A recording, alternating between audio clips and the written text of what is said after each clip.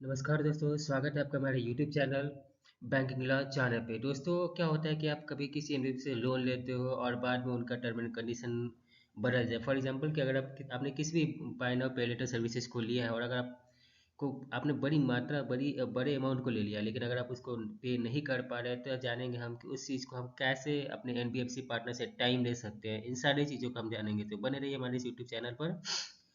Please अगर आप इस चैनल पर नए हैं तो कृपया चैनल को लाइक करें, सब्सक्राइब करें और नोटिफिकेशन आइकन जरूर दबाएं।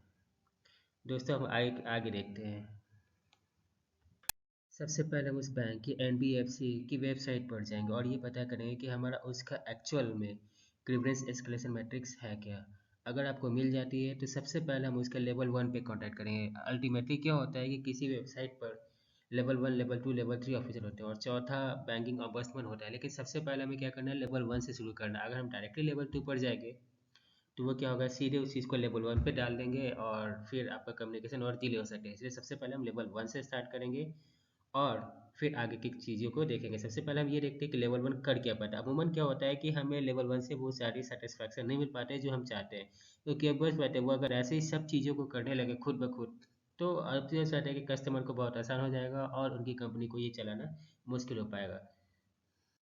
अब अगर हमें लेवल 1 से अगर सेटिस्फैक्ट्री रिजल्ट नहीं मिल पाता है तो हम फिर उसी रिटेन कम्युनिकेशन को लेवल 2 के ऑफिसर के साथ करेंगे। अमूमन लेवल 3 ऑफिसर जो होता है वो एक मीडिएटर का काम करता है अपर लेवल और इसके बीच में। तो उसके पास रिस्पॉन्सिबिलिटी इसलिए बढ़ जाती है कि उनको ये दिखाना है ताकि उनके ऊपर लेवल के पास आगे जाने पर थोड़ा सा रिस्पॉन्सिबिलिटी कम पड़े। तो सबसे पहले हम लोग क्या करते हैं कि उस चीज़ों को कम्युनिकेट करते हुए हम फिर आगे उनको और बताते हैं कि सर हमारे साथ ये परेशानी हम इसके कारण नहीं कर पा रहे। अमूमन वो इन सारी बातों को मान जाते हैं और आपको टाइम दे देते हैं। अगर आपके पास बहुत छोटे अमाउंट का लोन है और अगर आपने उसको लिया है तो अमूमन लेवल 2 पर जाने पर आपका सारा काम खत्म हो जाएगा, मतलब आपको एक्सटेंशन हो जाएगी। या अगर आपने क्या किया है कि 3 मंथ का इंस्टॉलमेंट है, आपने 2 मंथ का इंस्टॉलमेंट भर रखा है और अगर आपको तीसरा इंस्टॉलमेंट देने में परेशानी हो रही है या फॉर एग्जांपल 2 इंस्टॉलमेंट देने में परेशानी हो, तो अमूमन वो आपसे टाइम पूछ करके वो आपको उस चीज़ तक कम्युनिकेट कर देते हैं।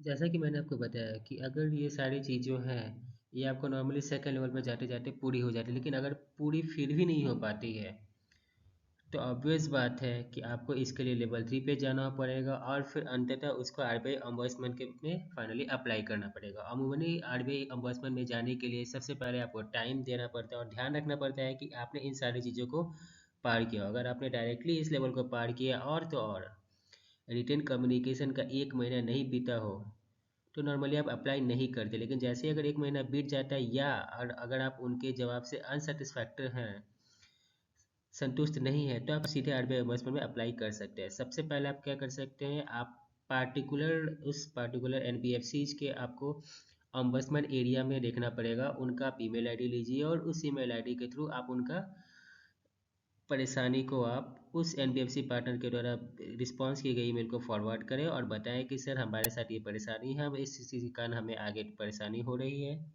हम अभी पे कर पाने में असमर्थ है, तो कृपया इस चीज़ में हमारी मदद करें। अगर आपके छोटे अमाउंट के लोन होंगे तो वो अमूमन आपको वहाँ पे टाइम मिल जाएगा। हाँ, ये ज़रूर हो सकता है कि आपको इस कम्युनिकेशन में 4 सप्ताह का समय लग जाए, उसमें कोई दिक्कत नहीं, घबराना नहीं है, आपको सामना करना है। हमेशा ध्यान रखिए कि रिटेन कम्युनिकेशन में टाइम तो लगता है लेकिन आपके लिए दरवाजे खुलने में आसानी होती है।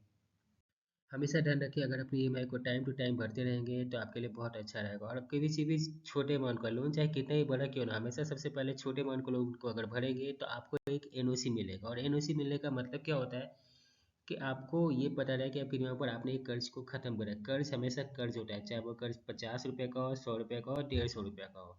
अगर आप 50 रुपये के कर्ज के लिए भी अगर आपको फ़ोन आ रहा है या कुछ भी आ रहा है तो ये गलती है। तो सबसे पहले ना कि हमेशा छोटे अमाउंट का लोन जो आप पे कर सकते हैं आप उनको पे कीजिए।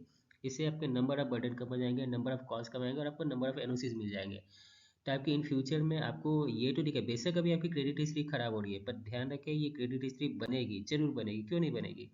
आप सबसे पहले ध्यान रखें उनका एनओसी जरूर लें, जब भी ले उसको एनओसी को अपने ईमेल पे करें। और अगर तो और आपको कुछ आगे फिर भी दिक्कत आ रही है, अब मैं बता रहा हूँ कि कुछ चीज़ें जो आपको एनओसी लेते समय ध्यान में रखनी है। फर्स्ट ऑफ ऑल, जब भी आप किसी भी लेंडिंग पार्टनर का लोन क्लोज करें तो सबसे पहले उसकी एनओसी जरूर अपने ईमेल पर रखें, जो आपको इन फ्यूचर बहुत काम आने वाले हैं। कैसे काम आने वाले हैं मैं आपको बता दूँ। सबसे पहले एक चीज़ हमेशा बात ध्यान रखें, जब भी एनओसी हो और अगर आपने उस लोन को फुली तरीके से इंटरेस्ट के साथ पेनाल्टी के साथ अगर आपने क्लोज किया है, तो हमेशा एनओसी में इस चीज़ को जरूर पड़े कि उस लेंडिंग पार्टनर ने आपको फुली क्लोज मेंशन किया है, ना कि सेटल मेंशन किया है। अगर सेटल मेंशन किया है तो इसका मतलब है आपने उसको इंटरेस्ट पे नहीं किया है, या फिर आपने उनको पेनल्टी नहीं दी है। अगर पेनल्टी उन्होंने रिमूव कर दी है तो ध्यान रखें, फिर भी चूंकि आपने उन्होंने पेनल्टी रिमूव कर दी है, मतलब यही है कि आपको उनकी कंडीशन से अवगत है वो, तो वो उन्होंने फुली क्लोज इस चीज़ को एक्सेप्ट कर लिया और अपना पेमेंट ले लिया है। तो हमेशा ध्यान रखें कि हमेशा लोन पर फुली क्लोज ही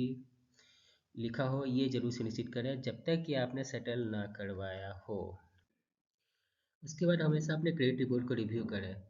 हमेशा इस बात का ध्यान रखें कभी उसमें कुछ गलत ना लिखा। फॉर एग्जांपल कि मान लिया अगर आपने 10 दिन डिले किया और वहाँ पे 15 दिन डिले हो, 20 दिन डिले हो, उस चीज़ को हमेशा अपने क्रेडिटर्स के साथ बात करके उस चीज़ को सुधारें। या दूसरा चीज़ एसपीएम अगर लिखा हो, अगर आपको लगता है नहीं बिल्कुल ये ज़रूरी नहीं है, तो आप उस चीज़ को उनसे क्रेडिट रिपोर्ट में मेल करके इस चीज़ को आप रिमूव करवा सकते हैं। तीसरा चीज़ जो बहुत इंपॉर्टेंट मायने रखता है, settle with close, full close, ये बहुत इंपॉर्टेंट वर्ड है। इससे क्या होता है कि कोई भी नई एनबीएफसी करती है जो आप जहाँ आप लोन अप्लाई करें, तो वो इस चीज़ को देखते हैं कि उसका पास ट्रैक रिकॉर्ड कैसा है। लेकिन अगर किसी वर्ड में सेटल हुआ तो वो आपसे ये जरूर पूछ सकते हैं कि सर आखिर यहाँ पे ये इन्होंने आपने इनके साथ सेटल क्यों किया है, तो आप उनको बता सकते हैं, लेकिन हो सकता है आपके लोन रिजेक्शन के चांसेस बढ़ जाए। तो हमेशा ध्यान रखें, इन सारे वर्डों को चीज़ को ध्यान में रखें, अपने क्रेडिट हिस्ट्री को बनाए रख सकते हैं। अगर आपको लगता है कि आपका लोन अकाउंट जो है वो आपके पेमेंट के हिस्ट्री के हिसाब से अगर अपडेटेड नहीं है, तो लेवल 2 ऑफिसर को डायरेक्ट मेल करें। इस केस में आपका जो सिविल है उन सारी चीज़ों पे रिस्पॉन्स ज़्यादा होता है। अब शुक्रिया दूंगा कि जो आपने इस समय पर अपने 6 मिनट का समय ज़रूर दिया है। मैं बाकी की तरह फालतू समय वॉचिंग आवर बनाने के लिए नहीं कह सकता। अपना हमेशा जेन्युइन बने और ट्रस्टवर्थी रहें। कृपया फिर से निवेदन करूंगा, इस चैनल को लाइक करें, सब्सक्राइब करें और अपने दोस्तों के साथ चैनल को शेयर जरूर करें। धन्यवाद।